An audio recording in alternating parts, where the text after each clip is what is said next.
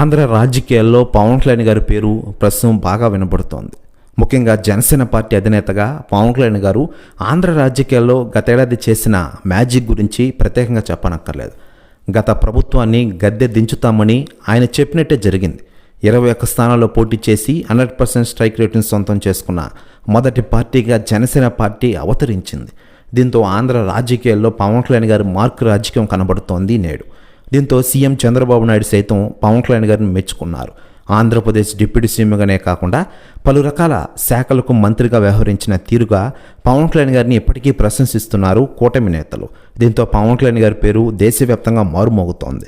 మరోవైపు పవన్ కళ్యాణ్ గారికి చాలామంది కాల్ చేస్తూ ఉన్నారట. తాజాగా మాజీ మంత్రి ఆర్కే రోజా గారు పవన్ కళ్యాణ్ గారికి కాల్ చేశారట. ప్రస్తుతం జరుగుతున్న ఆంధ్రప్రదేశ్ రాష్ట్రంలో జరుగుతున్న పరిణామాల గురించి ఇరువురు చర్చించుకున్నారట. ప్రస్తుతం న్యూస్ కూడా తెగ వైరల్ అవుతోంది తెలుగు ఇండస్ట్రీలో మరియు ఆంధ్రప్రదేశ్ రాష్ట్ర రాజకీయాల్లో. మరోవైపు పవన్ కళ్యాణ్ గారు ఇటు రాజకీయాలు సినిమాలంటూ దూసుకెళ్తున్నారు.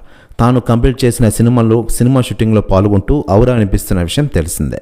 ప్రస్తుతం ఆయన హరిహర వీరమల్లు షూటింగ్తో ఫుల్ బిజీగా మారిపోయారు. ఈ సినిమా షూటింగ్ అయిపోయిన వెంటనే ఓజీ సినిమా షూటింగ్లో పాల్గొనున్నారు. హరిహర వీరమల్లు సినిమాని ఈ మార్చిలో రిలీజ్ చేయాలని మూవీ మేకర్స్ అనుకుంటున్న విషయం తెలిసిందే. దీనిపై నిర్మాత కూడా ఒక క్లారిటీ ఇచ్చారు ఇటీవలే.